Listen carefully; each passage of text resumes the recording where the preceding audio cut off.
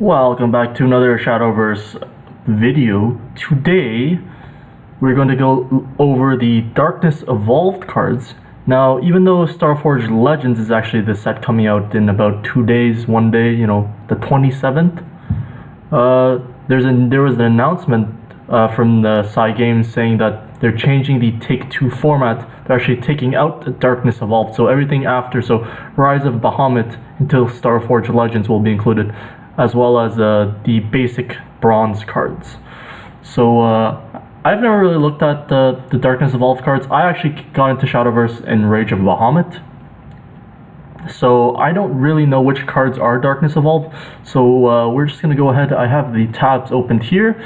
We got the bronze cards, which we'll be seeing the most in Take-Two, silver cards here, some golds, and some legendaries, and we'll just see and talk about some of the cards that I think, might be impactful for some of the classes. Some of the really powerful cards like Zombie Party for Tempest of the Gods. If that was rotating out, that's a super powerful card. But that's off the top of my head, that's one of the cards I can think of. We'll see. We'll go through the cards. Hopefully go pretty fast. We'll see. The first card we have Wildfang Dragonoot, just, for dragon, a 2/2 for 2. Pretty good. The added effect, sometimes can pitch in, a couple extra damage, which is fine. Fearless Banneret, so it's along with the synergy that the 2-drops, where when something evolves, you get an effect. This one's pretty good. Summons a knight. It's a decent amount of value. It is a 2/1, which in some circumstances can be bad, especially when Shadow is floating around as one of the, I would say, one in the higher tier decks with a lot of skeletons, but a pretty decent one at Fearless Banneret at common or bronze. Crystal Bombarder.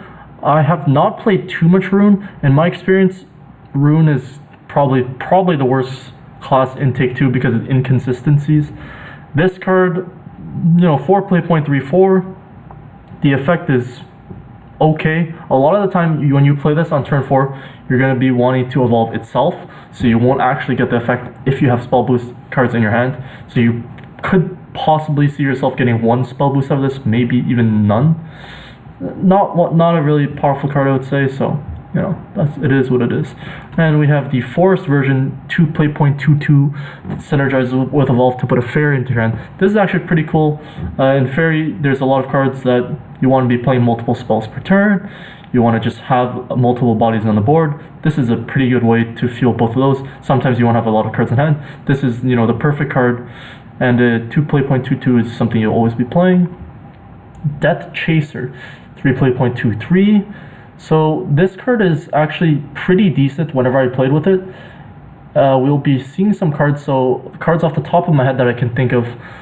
And of course they'll come up late as we pass some of the shadow cards potentially in the Darkness Evolved. I don't really know what's in Darkness Evolved, as I said. But Shadow really has a tough time, in my experience, getting a lot of shadows in the early, turns 1 through 5. They don't really have too many shadows. This 2 shadows is actually pretty relevant. So something like, Goblin Zombie, 3 play 0.23 with Necromancy 4 to get +2/+2 at the end of the turn. You can really end up turning on some cards like that. And with Shadow, sometimes in the later part of the game, turn 8, 9, 10, you could have like 10, could have 12 shadows and nothing to do with them. Those are kind of the Shadow Sinks, Goblin Zombie, Skeleton Ogre. This card provides you with some flexibility, so you can actually turn those cards on in the early game, and in the later parts of the game, you're not going to have as much shadows, but they'll have been used. So this is a card I actually like a lot. I like because it's 3 play 0.23, so it's pretty good, and the effect is actually pretty relevant in my opinion. Next would be Mushu Su. This card is one of the more powerful of the evolve synergy cards. So when another follower evolves, it gets +2/+0. So on your side or your opponent's side, this card, if left unanswered, can just be like a 6/2 attacking your face. It's just like absurd sometimes. And there's other times where on turn 4 you're playing second, you have to evolve a 2/2 into this. It just feels bad, you have to trade into this because now you've developed a problem of 4/2 that's going to hit you in the face next turn, and it's been hitting you in the face because you're so far behind in tempo. That this card is a very powerful card in Dragon. There are like more aggressive Dragon decks that I think this card can be really powerful. You can like win a game on turn 5 or turn 6 in Take-Two with with like multiple copies of this card. So I think this card will be missed by some of those aggro dragon decks, and I will be glad to not see this card anymore. A mini Soul Devil, so 3.32 is also a decent card.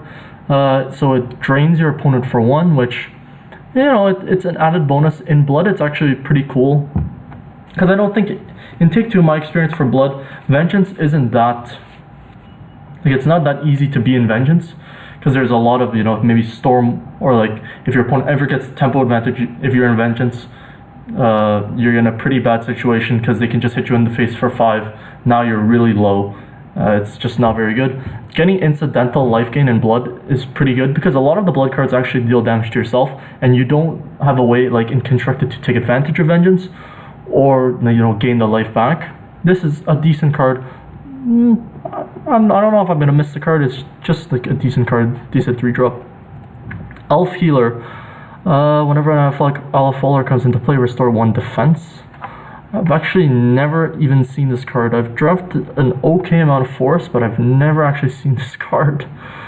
Looking at it, the stats seem fine. I don't know if really gaining 1 defense for your leader is what you really want, but it's there. I think Cybele is a little bit better. I think, or the one where it says at the end of your turn, followers you control gain +0/+1. Like other allied followers you control gain +0/+1. That one synergizes a lot with, like, if you're playing first, you get some fairies down. It's pretty good. This one, not as good. Commander of Destruction. So here we have one of those pretty decent cards. So 5 play point, 5/5 ward, or 5/6 ward is actually pretty powerful. If you think about it, in Dragon, you would play 6 play points, and you'd have to play it off curve in order to get the Dragon Guard 6 play point, 5/6 with ward, which I think is a pretty good deal. This card, it evolves into 7/8 on turn 5. This is one of those, like, cards that's harder to turn on turn 5, because it's harder to gain that many shadows in the early game for Shadow. But something like, you know, Death Chaser, if you got the ability once to get 2 more shadows, is pretty possible, and then you can turn stuff like this on. I think, you know, Commander of Destruction is a really powerful card. It's just like a very solid body, and Shadow and Necromancy, you don't really need that much Necromancy. It's hard to, like, use up not a lot of cards necessarily. You won't draft, like, high Necromancy cards and always have the Necromancy. So any card that's like 4 Necromancy, it's a really powerful card. Next we have Verdant Steward. 5 play point, 3/5 ward. Last words to put 2 fairies into your hand. I think this is actually a pretty powerful card. 5 play point, when you evolve it into a 5/7, it's gonna basically, like, kill whatever your opponent did last turn, and, you know, it's a ward, which is pretty good, helps stabilize the board, and you get 2 fairies. I actually like this card a lot. Spartoy Soldier, 3 play point, 1/4 ward, gain 2 shadows for last words. Just an overall a decent card in the early game. There's a similar one, Skeleton Ogre, is similarly 3 play point, 1/4. This one compares a little differently. I think I like Skeleton Ogre a little bit better. It's a little more powerful. I think it gets +2/+0 when it attacks or clash for 4 Necromancy. Whereas this, it gains you the shadows, which I do like gaining the shadows, but only if I have cards like Commander of Destruction, Soul Squasher as a rare, something to use shadows in the early game. Mirage Defender, yeah, 4 play point, 3/4 ward. I mean, it's a Goliath with ward for sword. I mean, it's a very decent card. A lot of the times in sword, you are gonna have, sword does have a lot of 2 and 2 drops.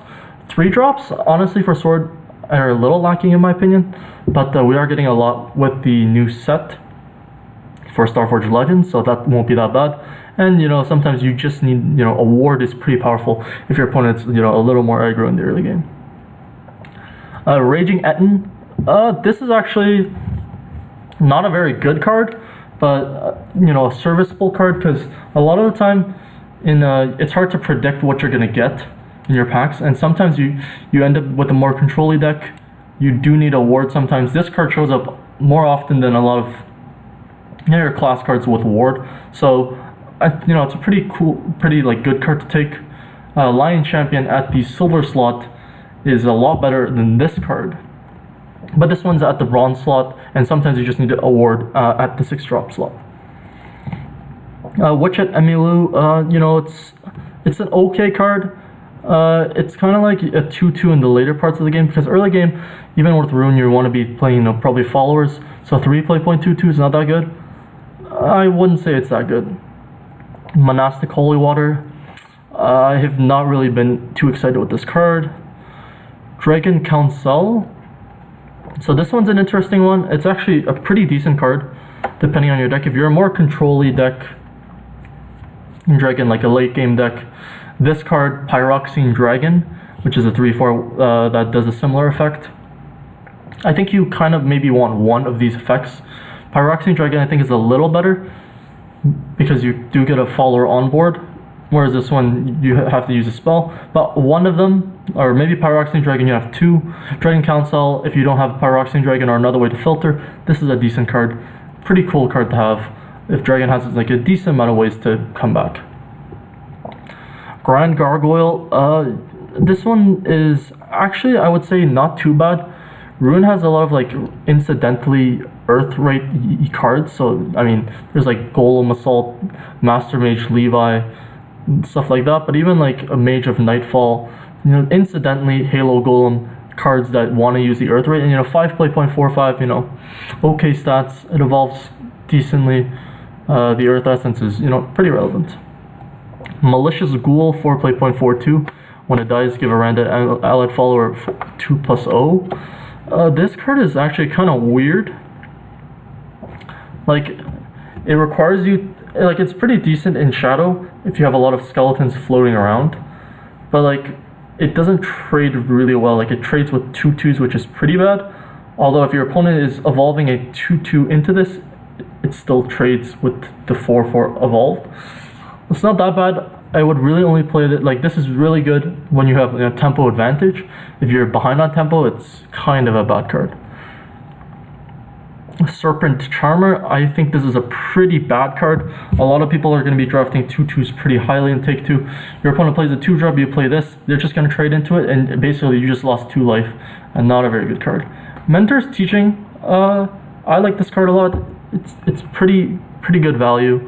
+1/+0 can give you a decent amount of trades with your Oathless Knight, Ascetic Knight. Then you're doing pretty well, trading in half a card and being able to draw a card for one of your opponent's cards.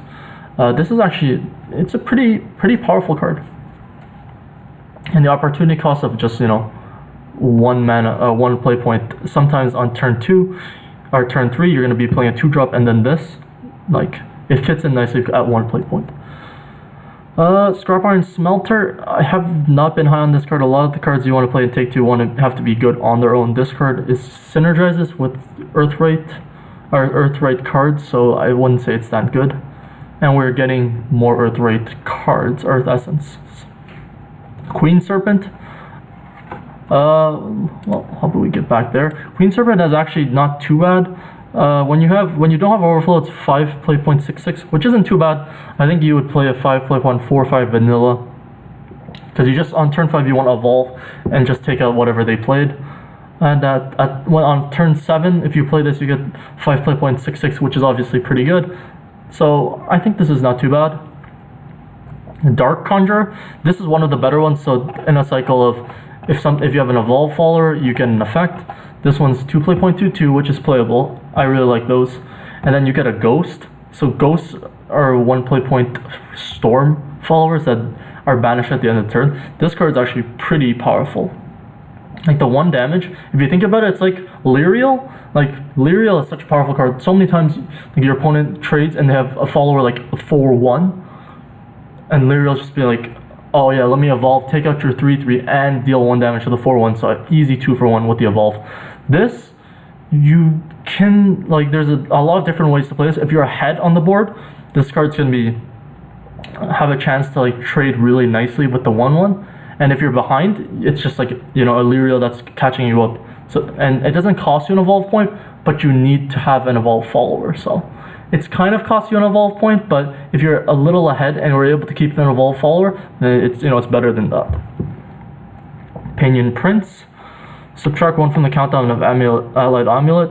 You know, this card is fine. A lot of the times whenever I play this, I don't even have an Allied Amulet. 5 play point 4/5 is, you know, what you're looking for. Ooh, Avant Blader. So this Swordcraft card, it gets 2 random officers from your deck.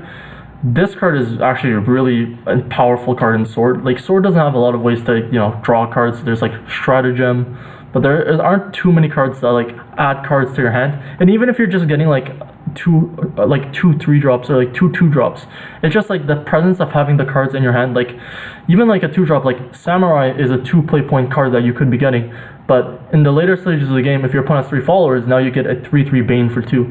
Like, it just could be anything. Fangblade Slayer is an officer. This card is just super powerful. 5 play point for a 3/4. It's just good enough stats that it's probably going to be able to trade with whatever you want to trade with and still survive. And you get 2 card draws. This is a card that I'm definitely going to be missing from Sword whenever I play Sword. Dwarf Perfumist. 2 play point 3/1. If an allied follower is in play, choose an enemy follower can't attack next turn. This card is fine. I don't think it's as good as the Dark Conjurer. It's okay. Like, 2 play point 3/1 is not too bad. It's only really bad against Shadow and Sword, and I guess also Forest. Though they are, you know, Shadow and Sword are more some of the more played classes. I feel like this card, you know, for 3 damage, 3/1, it's fine. Even if you don't get the other effect, and the other effect can be powerful. Sky Sprite. I actually really like this card in Havencraft. A lot of time you can just, you know, if your opponent evolved, took out your guy, they're left with a 4/2. On turn 5, you can play a 2/2 and then this, and just trade your 2/2 into that. And now you're, you know, 2 play points versus 2 play points, and you have a 3 play point 2/3, so you're a little ahead on the board. And also, you know, Sky Sprite works nicely with a lot of the amulets. So if you're even like a Beastly Vow from like a Veteran Tamer. Assault Commander. This card's also fine. You know, 5 play point. You know, has 4 power and 4 defense. So it's gonna probably survive combat. It's probably gonna, you know, kill what you want it to kill. And the added bonus of giving your officers +1/+0. Like, if you give 2 officers +1/+0, it's already amazing. Even 1, because 1 point of rush can mean like the difference for a trade, especially with Swords having a lot of tokens. So, you know, it's not too bad of a card. Underbrush Beast Girl, gain ambush if at least 2 cards were played this turn. I wouldn't say this card is that good. I treat it as a 4 play point 4/3 most of the time. Demonic Thrall, gain +2/+2 and avenges active viewer, 6 play point 5/6. I think this is like decently playable in Blood. Sometimes you just want a large body. Demonic Hedonist, gain +1/+0 and drain if in Evolve Ally followers in play. This card isn't as good. Basically, like, the effect doesn't come in right away. So in this, its drain isn't like Lifesteal. It's not like Lifelink from other card games. You don't get the effect unless you're attacking with it. And since you have to have an Evolve Ally follower, like, in order to get the effect right away, which drain is pretty powerful, especially for Blood, when a lot of the cards deal damage to you, like may deal incidental like 1 or 2 life at some points. The drain is pretty relevant, but not being able to cash in the drain right away is just 2 play point 3/2, which, and that's in the later part of the game. It's not the early game. So yeah, it's an okay card. If you get to hit in with this, like, gaining 3 life is obviously really good. Otherwise, you know, 2 play point 2/2, you know, that's what I have it at. Swifted Infiltrator, so 3 play point 3/2, gain +1/+0 and ambush if an Evolved Alpha follower is in play. I like this one a lot more because it's ambush. So with ambush, you know, you can trade with your opponent. This one can be saved for face. It's a lot of flexibility, and, you know, 3 play point 3/2 is just, you know, good enough. I like it better than, probably better than the Demonic Hedonist. Maybe not though, because I really like 2 play point 2/2s in Shadowverse. Take 2. It's just, you want to have a 2 play point 2/2 on your side of the field. It's a lot better than, you know, skipping your turn 2 can, you know, such a loss of tempo. Heavenly Hound. This card's, I mean, if they've ever rotated a like standard rotation, you know, this card, I really like this card. In Take 2, it's just fine. Like, a 2/4 ward is actually really powerful. It can like stymie a lot of your opponent's like draws and like attacks and stuff, and just be really annoying. It can like protect your like X1, so like your 4/1 can be protected behind this, which is pretty cool. And the cost is it's a 2.22. What can you say? Like, this is one of those cards that I couldn't miss because it's just such a cool card, such a powerful card. I mean, it's just good at what it does. Red Hot Ritual. I mean, two damage of removal is fine in the early game. You do want to be playing this in the early game. Remove your opponent's like 2.22s on turn 2. That it always feels good when you can take out your opponent's 2/2 with a removal spell, and it leaves you with an Earth Essence, which could be relevant for some of the rune cards. So this is like one of those early enablers that's pretty decent, but a lot better than Teachings of Creation because it can trade with an enemy follower. Iron Scale Dragon Folk, deal 2 damage to an enemy follower if an evolved ally follower is in play. This is probably one of the better ones of the cycle. Being able to deal 2 damage to an enemy follower, that could be a 4/2, I keep saying that, but a lot of the time it could just be, a 4/2 and that evolved. So you're going to be able to take out your opponent's board with what you have and have a 3.23 that traded with one of their guys for free. Like, this is a powerful card now. This is one of those like stabilizer kind of cards in Dragon that definitely could be missed. Glimmering Wings, draw a card. If at least 2 other cards were played this turn, draw 2 instead. I've actually never really played this in Take 2. I don't think it's that good. Spellbook Decryption, I don't like the card a lot, but it ends up in some of my decks, and sometimes it ends up being good, not that good. Ooh, Dance of Death. So the ubiquity, like so many drafts. This is like a neutral card. Like, it shows up in a lot of the drafts, and this is just like a routinely powerful card. Like, if you play this, if you're playing first and you're the aggressive side, just being able to remove your opponent's follower, keeping your evolve point and dealing 2, this is one of the cards that will definitely be missed. Dance of Death. Also Deathbrand, like 3 play point, like destroy an enemy follower with 3 defense or less, and then Necromancy 4 to destroy basically anything else. Like I said, like, it's pretty good like in the early game just to deal with the early threat, or in the later parts of the game when you're flooded on shadows, which a lot of time you're not going to be able to control your shadows. You're just going to draw some of the necromancy cards, or you don't, and you could have like 10 to 15 shadows. This card has no downside. It's taking away some of your shadows. It becomes 3 play points to remove. It's basically like a Dance of Death that doesn't deal 2 damage, but it only costs 3 mana. Deathbrand is one of those cards that is very powerful in my opinion in Shadow, and I always want as many Deathbrands. And although it's not a zombie party, it pairs nicely as a removal suite with Zombie Party. Witchbolt is a decent card. Obviously in constructed play there's the plays with Levi into Witchbolt. In Take 2 you can do similar things with the some of the 2/2s you have on turn 5, trade into their guy and then Witchbolt.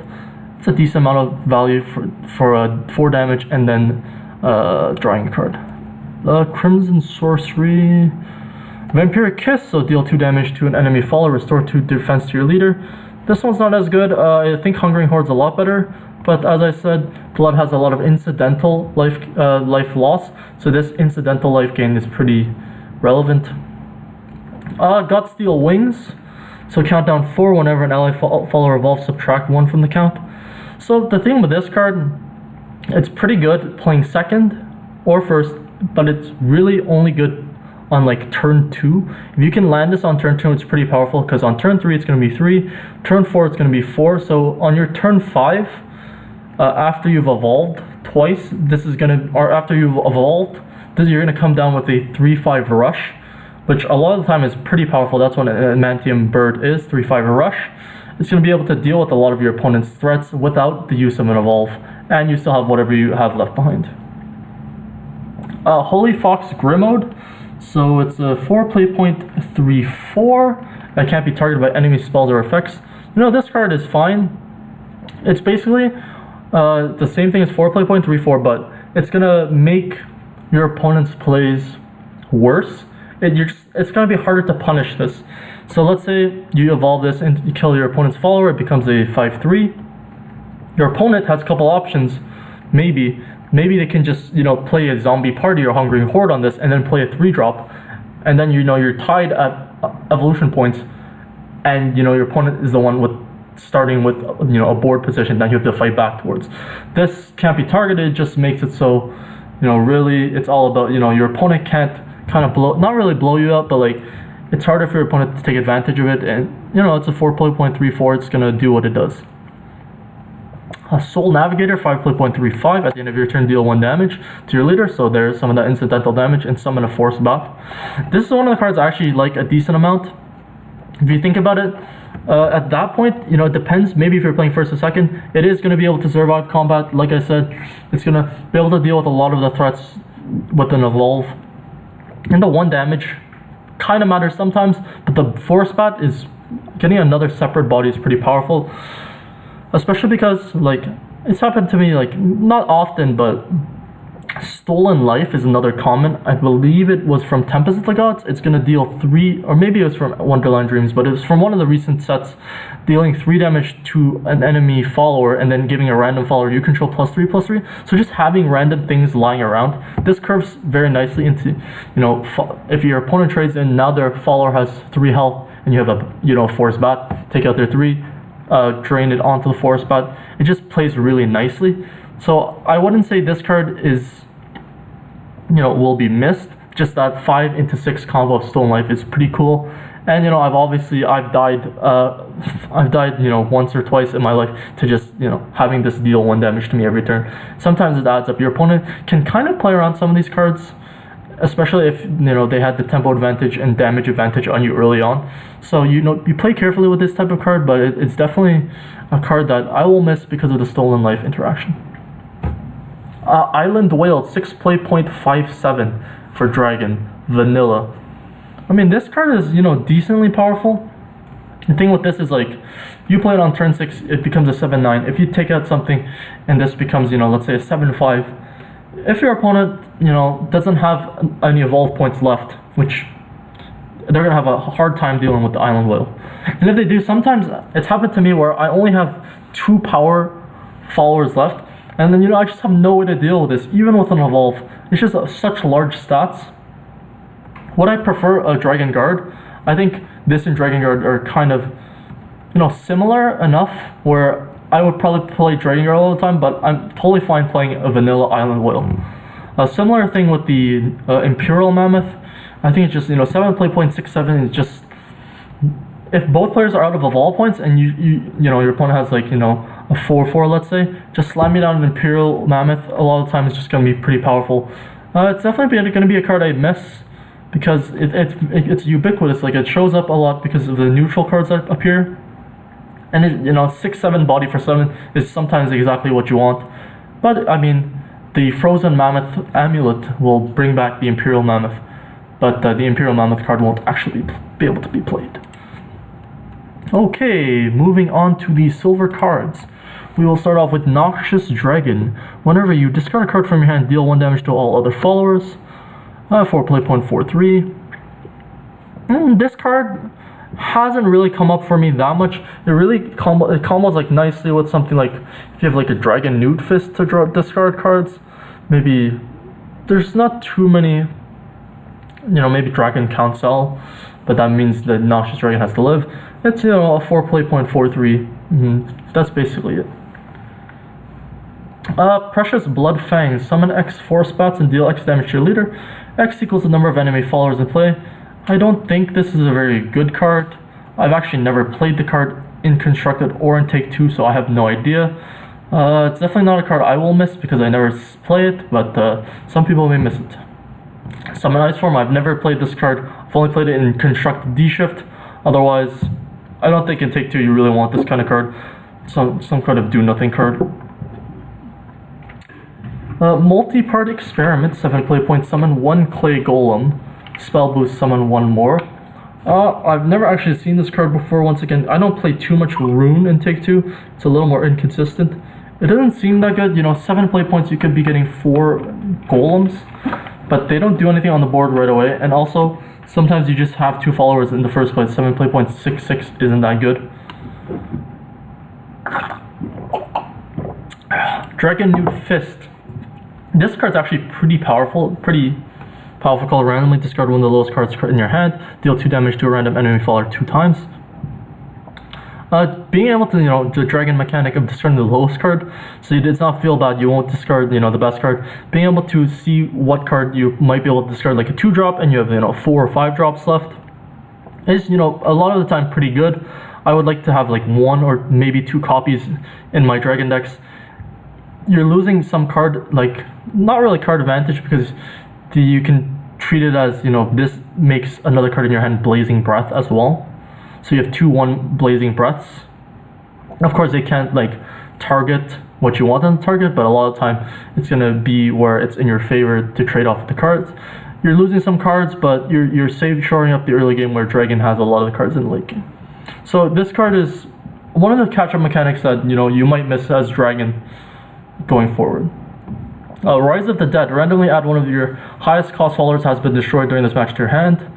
I definitely prefer the Usher of Sticks that was printed in Wonderland Dreams for 6 Necromancy 2/2 that does this effect.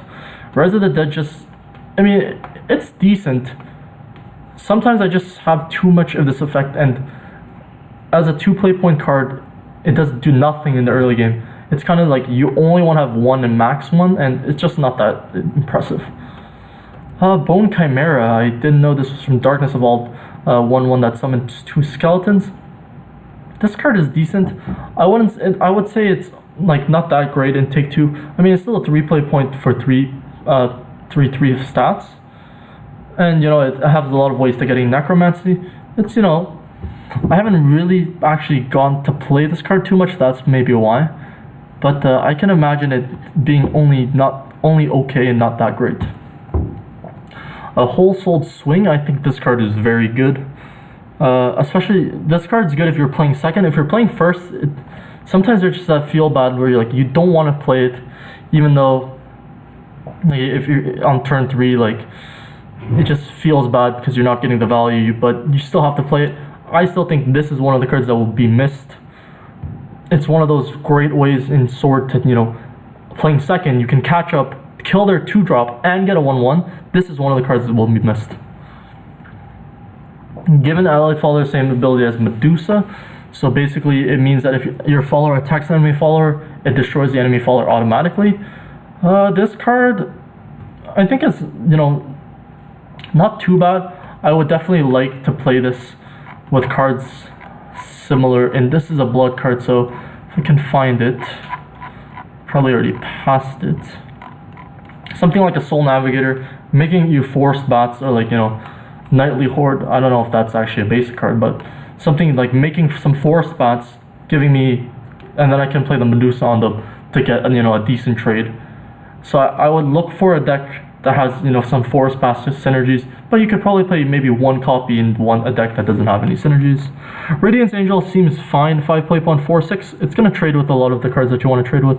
6 defense. I think is decent enough where it's gonna be able to also live the combat that you want to trade into, and it restores health and draws your card. I think that's exactly what you want. This is one of the cards that I like to have peppered on throughout the game. Like, you can evolve it if you need to take back the tempo. If you don't need to take back the tempo, it's just a very decent card to fill out the curve. I actually really like Radiance Angel. A Bolt King of the Elves. Put 2 fairies into your hand, change their cost to 0. 7 play point 5/5. Honestly, this card is okay. A lot of the time when I've dropped this card 7 play point 7/7. A lot of the time you just want a 7 play point 7/7, and that's what the card is. How you have fairies lying around, and there's decent ways to Blessed Fairy Dancer might be. I actually don't know if Blessed Fairy Dancer, but there's a decent amount of ways to have cards in your hand, on the battlefield, doing different things, trading out. And spread throughout. It's better to have 5/5 and 2/1 than a 7/7 a lot of the time. This is not a card I'll miss, but a card that I certainly do recognize.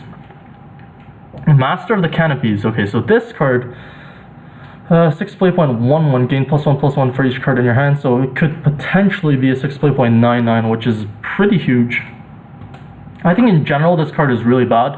Honestly, I haven't played too much Forest in this recent expansion, Wonderland Dreams, but I did play against this Forest deck that had so many fairy synergies, Like the fairy, the flower princess. There's so many ways to get cards in hand, and you know the guy just dropped on turn 6 a 9/9. I mean, luckily I had like hard removal for it, Call of Cocytus. But if you don't have hard removal when this is a 6 play point, you know, 7/7/8/8, you know that's pretty difficult to deal with. And I haven't played with forests recently, but you know I think they're getting a lot more ways to put fairies into their hand, fill up their hand. So you know maybe Bolt, you don't really need to play the fairies, and then this could have been a pretty powerful card. In my experience, whenever the one time that I remember seeing this card in my hand, it was a 6 play point 4/4. Not very impressive. I think the variance on this card makes it, you know, not exciting. Ooh, Siegfried. This is a very powerful card in Dragon. There's a lot of ways, you know, incidentally, you know, if you think about Blazing Breath, you know, Dragonute Fist, that Fire Lizard, if that's Fire Lizard dealing 1 damage, that you can incidentally combo to deal damage to an enemy follower, or you know just through regular combat. This is a perfect way. 4 play points, 3/3, pretty good stats, and you take back the board. This is a card that I always want to have as many copies as I could. This is like a card that will be missed. It's the mid game, which is the perfect time for you need your dragon cards to be, you know, taking back the mid game and then hopefully taking over in the late game. It's perfect in the late game. If your opponent plays Surprise Bahamut and you just have like a Fire Lizard into Siegfried, not that common, but it just could be a way to save you the game. This is, you know, the card that so far that I will be missing the most, I think. Siegfried just, it's such a frustrating card to see you play against too, because like there's a card, I think, the 3 play point Wild Hunt, or is it 2 play points that's the same thing, but this one just comes with a 3/3 body. It's just so much more powerful. Frenzy Juggernaut, deal 4 damage to your leader if Vengeance is not active for you. I would err on the side. I've played this card once, and it's when I had a Blood Moon active, so I didn't actually take the 4. I've never actually cast this card by taking the 4 damage. I would err on the side of not playing this card. I wish this card was, you know, a 7 play point, maybe 6 or 5/8, or like a 6/7 with Ward. That would incentivize me to play it. Otherwise, when you just play this, you may or may not have evolves left. You played a 7/8, and your opponent just attacks you and may just kill you because of the 4 damage. Shadow Witch, 6 play point 5/5. Earthright, transform enemy follower or amulet into a clay golem. This card's actually pretty powerful. Rune has like a lot of ways to incidentally have like Earthright cards there, and in my experience, this card can, you know, just transform something into a clay golem, like a 5/5. It turns into a clay golem, which is pretty good. Ooh, Surefire Bullet has been a really powerful card. It works similarly to my example with the Holy Fox Grim mode, having a removal spell and then also being able to play like a follower instead of using an evolve.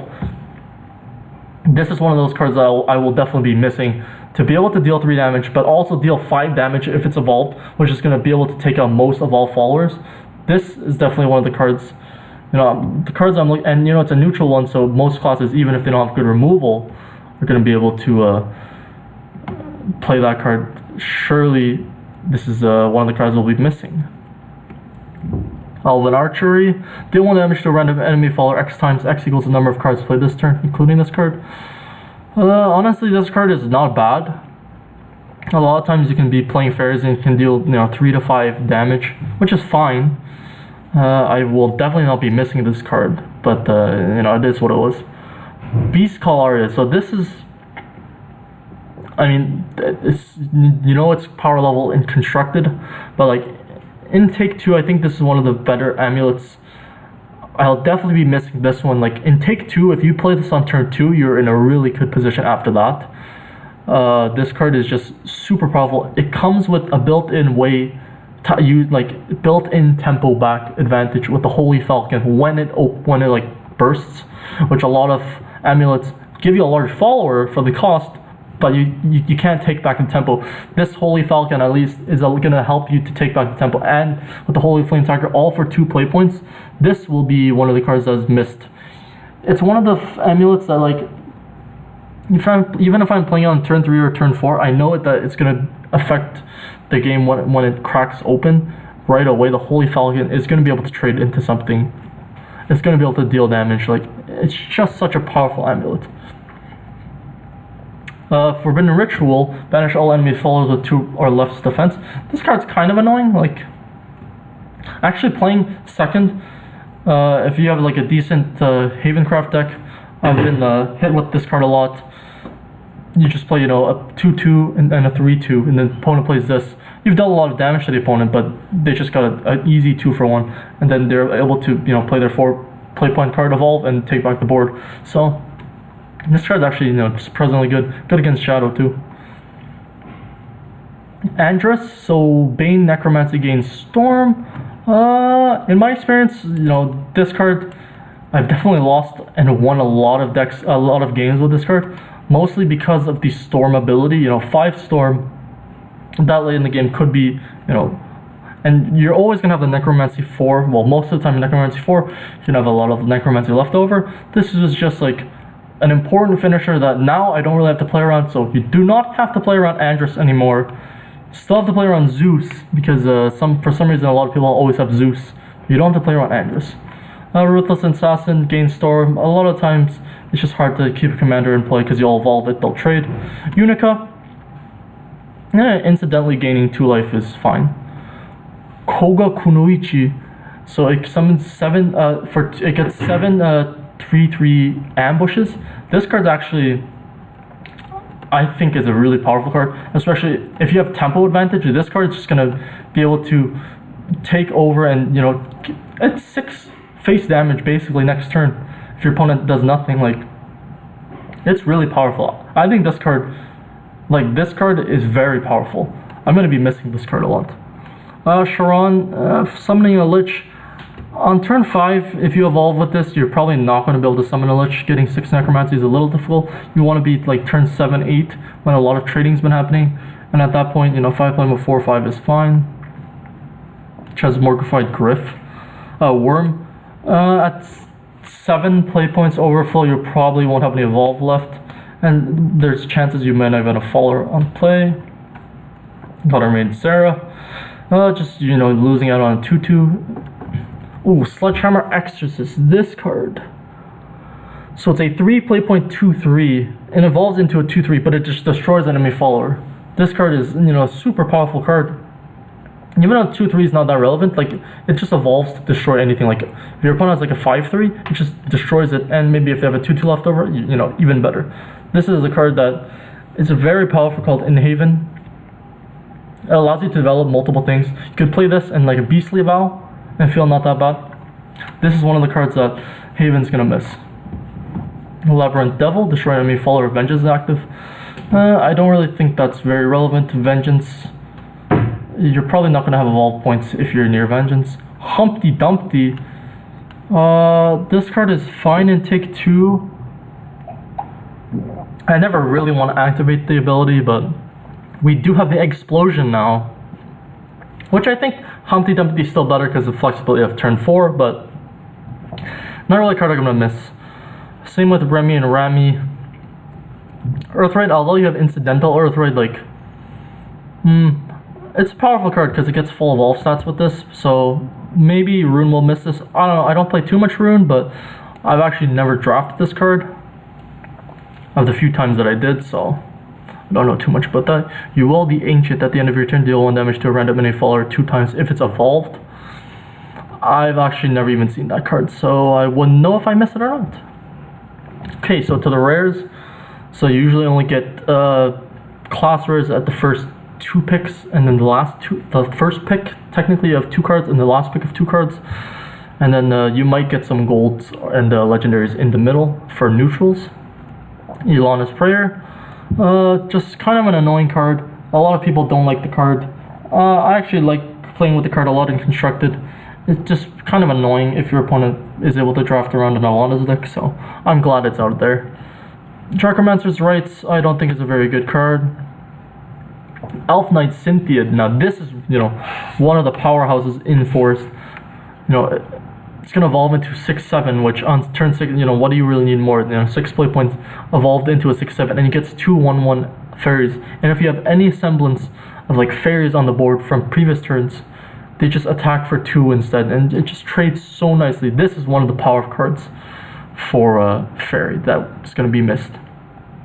Vania? I mean, this card is fine. I mean, it gets you an extra 1 damage to the face and an extra 1/1, which is fine. I think a lot of the time I'd prefer maybe Illyrial, like that 1 damage deal dealt to, that 4/1. Because if I trade into the 2/2, I have a 4/2, their 4/1 is still going to be able to kill my Vania. Whereas if I have Illyrial, the 1 direct damage to the follower, now I can avoid some of these bad trades. 2 play point 2/2 with a little bit of upside. Neptune. That's a fine card. I mean, 7 play point, it evolves into a 9/9. But like, honestly, just on its own, 7 play point, 5/5 ward with a 2/2. Pretty decent card. Good pound for pound stats. Demonic Simulacrum. Gain +4/+2 if at least 2 allied followers are in play. Never really played this card. This card's okay in control decks. If you need 2 drops, play it on turn 2. It takes 2 damage, survives, and then takes another 2 damage. A White Paladin. This card is fine. I don't really like this card that much. I believe it evolves into a 4/3. I've never really had any success with the card. I don't really think it's a card that will be missed that much. Rime Wind, I've actually never played with this card in Take 2, so I have no idea. Leonidas. This card is a very frustrating card to actually play against. If your opponent is able to cast this card, you probably lost the game. Unless they're at a really low life total and you're able to somehow scratch by with some storm cards. Otherwise, this is super huge body and you just never want to kill this card. I will be glad to not have to play against this card anymore because I never get in Take 2 and my opponent always seems to have it on turn 9. Winged Sentinel Garuda, subtract 3 from the countdown amulet, deal 3 to enemy leader. Garuda is it's obviously amazing and constructed. In Take 2, if it's able to pop an amulet, it's good, but otherwise, I don't see it being that great. I haven't seen it being that great. Grand Archer Selwyn. Choose enemy follower, can't attack. If the follower has 3 or less attack, return it to the opponent's hand instead. I've actually never played with this card. Same goes with Azazel. Elf Girl Eliza, same. So honestly, there's a lot of these rares that they're so limited to some of the golds and legendaries in the set that sometimes you actually never play with the card because you don't see it. There's only a possible 4 in a draft, and then sometimes it could be legendary instead of gold or gold instead of legendary. It's a lot more common to see the legendaries. Midnight Haunt. I will be glad to not be having to draft this. It seems like whenever I draft Shadow, I always get at least 1 Midnight Haunt because it's paired with something good and I have to pick it. This is a horrible card, and I'm glad to not be having to see this card anymore. Spirit Cycle, 3 play point, it basically draws 2. On a lot of the time, it's similar to Midnight Haunt. It doesn't do nothing, but a lot of the time, I wasn't that impressed with the card. Maybe it's good. Calamitous Curse. Honestly, I've never actually cast this card in Take 2 or lost, or have any semblance of the card. Polyphonic Roar. It's a good win condition for Dragon and Constructed, and I've never really seen Polyphonic Roar, mostly because it's a rare. A lot of these rares I haven't really seen. Vampiric Fortress seems bad. I've never drafted the card. Same with Rogue's Creed. I will be glad to not see Rogue's Creed anymore. This card just seems horrible. Even though I love Koga Konoichi, this card is I've never gotten any value out of it. Kaguya is decent. It's just important to remember that it needed to evolve to have Ephemeral Moon. I've actually played with this card a decent amount of times. I would say it's served pretty well, but I'm not gonna miss the card. Ceradoin. A lot of the time, I actually find myself behind a lot whenever I cast Ceradoin, so the follower I get back isn't even that good, and I have to evolve it pretty early. I won't really miss this card. It's actually, I would say, besides Little Soul Squasher, the most common rare gold that I've ever seen. And I'm gonna be happy when I don't have to keep drafting this card. Time War Mage Levi. Absurd card, obviously. This card is just super absurd. I'm glad that this card's no longer in Take Two. I don't want to see this card. Like, why is this, you know, even available in Take Two? It's just such a blowout, especially like you can do all the things. You know, Crimson Sorcery killed the thing on the same turn. It's just horrible. I'm glad it's gone. Archangel Arena. This card's actually. I'm actually really sad that this card's gone. A lot of time in Shadow, well, with like Prince Catacomb, or just like random ways to summon a bunch of followers, it could act as like kind of a Demon Lord actor to finish off your opponent. Obviously, it's not as powerful, but it's just a really cool way to take out the opponent. And we are finally getting to the legendary cards. There's only one legendary card per class, I think, at Darkness Evolved, and then there's 2 or 3 neutral ones. Alexander, and whenever I draft this card, is always, you know, a decent 2-for-1. Trades in with something and then trades in with another thing because 6 power.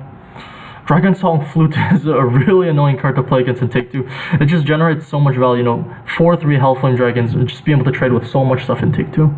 I'm glad this card's gone. Lord of the Flies. This card's significantly more powerful in Take Two, because sometimes your opponent won't actually be able to remove the Lord of the Flies itself, and then once you summon two like things, it just gets so much value. Crystalia Tia, never really played with the card. Dark Angel Olivia, I'm gonna be really sad that Dark Angel Olivia is gonna be on. Well, not really sad, just a lot of the times it's just like, you know, you think you're down and out, and then Dark Angel Olivia, you know, brings it back. It's just like, it's a high power level card, but it's just so surprising. Like, a lot of the time you're in the late game, oh, Dark Angel Olivia is the card that could save me, and you know, it comes out, it gives you so much life, and it rewards you for, you know, trying to stall out the early game. Odin, you know, pretty decent card. Sun Oracle Pascal at the end of this turn, yeah, I've never played the card. Bloody Mary, I've also never drafted. I don't think it's necessarily that good. I've lost to it constructed because of some combos, but yeah. Seraph I think is bad. I'll be glad to never see Seraph in my drafts again. And that will be all of them.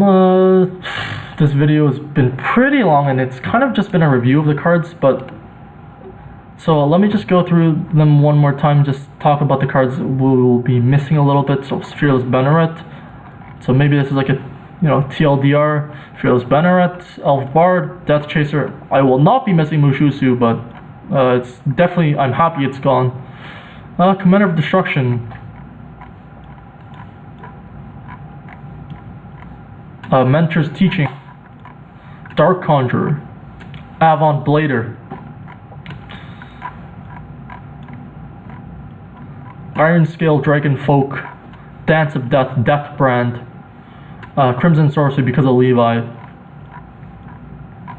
I'll be missing these cards, but I don't think they're that good. Looking at the uncommons / Silver Sledgehammer Exorcist, Koga Kunoichi, Andress, Beast Call Aria, Surefire Bullet, Siegfried. I think Siegfried is probably, you know, probably one of the most powerful cards out of all these cards that's leaving. Probably the most powerful silver card. You know, just it gives you tempo, and it, you know, it destroys their follower. Like, what more can you ask? It doesn't use an evolve. Like, a Whole Soul Swing, to some extent Dragonute Fist. In terms of golds, I'm gonna miss Archangel Arena because of, like, you know, skeleton synergies. Time War Mage Levi, just a bust card. I'm not gonna miss, you know, Rogue's Creed not being draftable, because I hate that card. Whenever I have to pick Rogue's Creed, I'm always in a bad situation. Midnight Haunt, same deal. Like, whenever I'm gonna need 13 shadows, and then it just screws you over because it changes your shadows to 0 when sometimes you might need a Necromancy 4. Leonidas, I'm gonna be glad to not be losing to that card anymore. Cynthia, just super powerful. Alexander, Dragon Song Flute. Honestly, all these, you know, well, these 3 legendaries are super powerful. Tia is a little harder to turn on, but like, there's a decent amount of, like, fairy generators. Olivia, Odin, and that's all the cards. hope you guys enjoyed it. Kind of felt like me reviewing the Darkness Evolved cards instead of like talking about the cards. But you know, I enjoyed it. Hopefully you guys enjoyed it. My throat is hurting a lot. This has been a long video. Whew, that was that. But hopefully we now, you know, if you watch some, you know, some of the things that you watch some of the video, you might see some cards. Oh, maybe you know you have it on the background. Oh, Dance of Death. Now I know. You know, I don't have to play around Dance of Death. But you know, Call of Cocytus, not Call of Cocytus. You know, it's still a relevant card that you might want to play around. You know, some destruction spells. You know, Shadow has you know 5.1 as well that summons them a zombie for necromancy. So it's mostly, you know, just looking at the cards. You know, what cards do we not have to play around anymore? What cards are we gonna, you know, miss? You know, when we're looking at looking to draft now. I am definitely gonna be missing Avon Blader and Siegfried because I like to play Sword and I like to play Dragon a lot. But let me know if you have any comments. Maybe this was too long. Maybe I should have made this video, but we will see. And I hope everybody enjoyed this video if they even got this far. And I would like to remind everybody to rate, comment, subscribe, and see you later.